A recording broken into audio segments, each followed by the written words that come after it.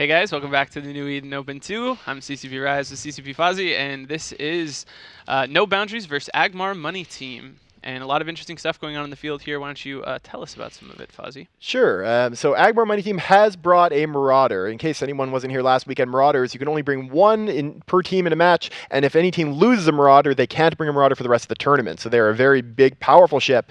The Paladin for Agmar Money Team did come in at 0 on the beacon, and then the rest of the team, it looks like a kiting drone setup with Ishtars, Helas, and Burst logistics that's coming at max range. The No Boundaries team, on the other hand, is Fleet Typhoons, which are very versatile. They can do kiting or brawling, and with a Neros, Bellicose, Vengeance, Double Enios, and Malediction. No Boundaries brought a very versatile team. Agmar Money Team, this is something that we've never seen quite in the same way, though it actually has a lot of similarities in the way it's piloted to what we saw out of Weehurt with the Vargur and then the kiting Serbs and it's very, very similar. Trying to have kind of that unit separate from the Paladin that functions totally on its own and can run around and just try to get something good done while the Paladin sits in the middle and just pumps out damage for the entire match while being basically invincible. So the Paladin sitting in the middle of the arena, he is in Bastion already, and he's already sniping away at that Aneros. That Aneros taking a ton of damage already. Yeah. That's bad news for the No Boundaries team. If it goes down, then the smaller ships on the No Boundaries team are going to drop very quickly to the high tracking sentries from the Ishtar and the good tracking from the Paladin as well. Yeah, I mean, that's one of the big advantages of the Sentry setups is the damage application comes in so early. Those Ishtars and the Gila drop drones right away, and along with the Paladin can start applying to be like straight out of the gate while, you know, the Fleet Foons are going to have to close some range. This Oneros is hurting pretty bad. I don't like his chances. But that Paladin is going to start hurting before too long. Oh, one of the Ishtars is caught. Lorenda Cameron in the Ishtar is already tackled and is taking damage. Meanwhile, the Fleet Foons are nuding the Paladin. So they do have nukes on the Fleet Foons. Definitely good. That's going to be part of their game plan to deal with a Marauder, I'm sure. The No Boundaries team actually quite famous for using nukes a lot. Why are there rep drones on the Bellicose?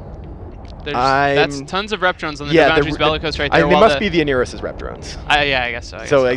Probably any other rep drones they have would be on the Aneros. That Aneros is still holding together a little bit. Now they're going to have to see how well these Ishtars can kite. So one of the Ishtars is tackled. The other Ishtar and the Gila are going to have to try to get as far away as possible, spread out, and be as hard to tackle as possible. One of those bursts is now scrammed as well. If those Enios can catch up, or the Vengeance, anything, and get on top of those bursts and bring them down, that makes a really big difference to the survivability of the Gilas and the Gila and the two Ishtars as well. That Nero still just barely hanging in there. Is just, alright, he's going down a bit more, but so is the Ishtar Lerna Cameron. He is shield tank, so he's dropping their armor quickly. He's going to go down. Oh, Nero's down. The other two kiting ships, the other two, the Ishtar and the Gila, are very far away from the rest of the No Boundaries team. They have effectively moved all the way across to the other side of the arena. They're actually where the No Boundaries team started. They moved around on the outside, looped around, and they're on the other side of the arena now, which is the perfect place for them to be.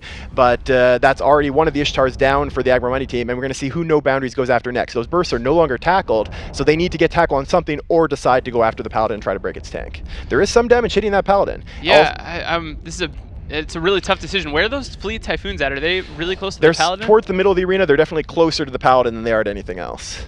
So we got a Fleet Typhoon here right on top. They're right beside the Paladin here. Okay, they might try and at least leave those two ships to try to break him, send the support after the bursts maybe, but actually Ishtar, the second Ishtar going down. He's going down really fast. Wow, he got tackled very quickly. The Agmar Money team guys they've picked off the Bellicose, now they need to kill those frigates. That's going to be the only way that they're going to be able to keep their last Gila alive.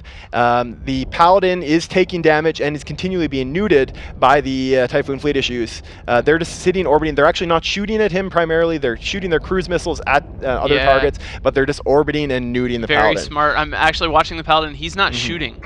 At least not all the time. He does have an armor rep running, it looks like. I'm surprised he's able to run a rep. Do AARs use cap when they have charges? Yes, they do. So that's kind of surprising he's running reps. He's probably going to be cap boosted. Running reps and not okay. There's laser skills. Lasers, at least for a while, we're not shooting. But so he's now firing at Sakura Nil's Fleet Typhoon. He is actually doing a good amount of damage to that Typhoon, but the Typhoon is armor tank, so it's going to take a while for him to move through.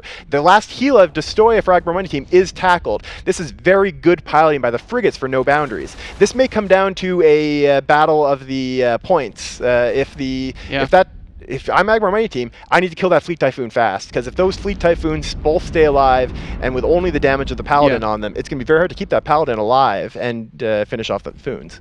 I was talking with some guys from the Hydra team this weekend, and one of the things they said that's really important when you bring a Marauder is to make sure that the rest of your team, that wing, in this case the Ishtars and the Gila, can get something really important done before they die, that a lot of time you're going to lose them, but they need to do something that matters a whole lot so that the Marauder can finish out the match. And in this case, they're like right on that line, it feels like, where they killed the Logi fast, but they haven't done much since. Exactly. They got the Logi down, which is a huge blow, of course, but if they can't get this Fleet Foon off the field, especially before this Gila dies, which is not going to happen, Gila goes down right there. I feel like they just did not get enough done, and now that is definitely these Fleet Foons can probably break the Paladin.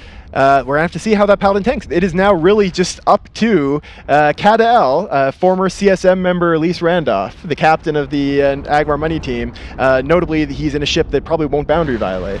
But he is taking a lot of damage. Wow. Yeah, his cap has got to be in just such terrible shape. That this is a good game plan for facing Paladins, or facing Marauders of any kind for no boundaries. Yeah, really strong. It's probably why the Agmar Money team guys banned out Armageddons, because they know that the no boundaries guys likes newts, and newts are very powerful against a Geddon, or against a Paladin, sorry. But this is do you know what else is happening? There's split fire on the two Fleet Foons. This doesn't make a lot of sense. They may be I think they might be wondering whether Sakura Nil's Fleet Foon is bait tanked. That's the only reason I can think of that they would be switching targets now. Just to test this is probably out of a little bit of desperation. At this point, that Paladin is actually tanking pretty well. We're going to have to see how well his cap charges last. But the No Boundaries team is well ahead on points. Yeah. And so if you are the Agmar Money team, guys, you need to get... what is it here? 9 points? Yes, you need 9 points. You can get that by killing any three of the frigates, but those frigates are going to be smart and just stay in close. They need to kill Fleet Foon. Maybe that's actually... Has that NU always had that much damage? No, he's got Painters still on the Foon still. There's no way he's trying to shoot the NUs. I don't know. Maybe his drones are on that might NU. be from the Crow. It might just be the Crow. Yeah. Because that Crow is still alive. So Pfeiffer's Crow is still on the field. If it can kill 2 frigates in 3 minutes and 44 seconds I have to and think not that die. The Paladin's not going to be able to... Like, the tank is so strong, but I'd be so surprised if he could... Actually, one thing... So he's dropping again now. So we'll have to see whether he starts repping again, like maybe he's between cap booster charges. One thing he has the option to do, again, is MJD. Yep. He could move. The cruise missiles would still hit him, but it might take take a while for the NEOs to catch up, stuff like that. All the frigs are on top of him, though. Yeah, but there's no scram. Yeah, but he is immune right now to Ewar, so the scram can't apply until after the So if they have scrams, which we saw them with scramming the burst, right? So we know they have scrams, they would scram him before it activates. So he actually can't escape here. That Enyo, though, at Enyo of Aloe is going to go down, and that's going to put the Agmar Money team guys within 5 points. Still 2 frigs tying up. They need to kill 2 frigs. They need to kill either the other Enyo and a Malediction, or Vengeance and Enyo, or Vengeance and any of those 2 frigs. If any of those die, because those Foons are not going to die in 2 minutes and 46 seconds. No, definitely I don't not. think 2 frigs are going to die either, though. And it's still possible the Paladin will die. It looks like his tank is right on the line of being able to handle this. Actually, and going back to switching between the Foons, I actually really like that decision. I think something that happens a lot in EVE is people are too unwilling to switch. Like, if you're shooting something, it's not working, don't stick to it just because it's a decision you made. Even though it's the same ship, it can be worth giving something else a shot. And the No Boundaries guys are definitely the kind of people that would bait tank a ship like that. And it's so easy sometimes. Like, if you send one Fleet Foon in a little bit earlier and just get the shots onto him, then most people just stick with him forever since it's the same ship type. So I don't mind that decision at all. In this case, though, that it doesn't look like either Fleet Foon's going to be an option. The Paladin has given up on the Foons. He's nosing to keep his cap alive a little bit, but he is on the Enyo in case he gets a wrecking shot, because there's no way he's tracking that Enyo. So now we have 2 minutes. His armor's getting super low. Oh, he is getting low. Wow, we may just be seeing that the Paladin there. It's going to structure, and that would basically end this match. If the No Boundaries guys can finish off the... there's the cycle. Is he just taunting us now? No. Kadael's Paladin. No, I'm sure at this point he is in desperate straits with cap. He's going to be taking another chunk of structure in just a moment now. Either way, I don't think there's any way. Oh, look at him, a tiny sliver of structure. He's going to go down between. We are going to see a massive upset. No Boundaries defeating the Agmar Money team guys, the Pandemic Legion team. PL for the second New Eden Open in a row. There he goes, flaming out much earlier than expected. Paladin down. Wow. So that is going to be the Agmar Money team guys are the members of our defending Alliance tournament champions.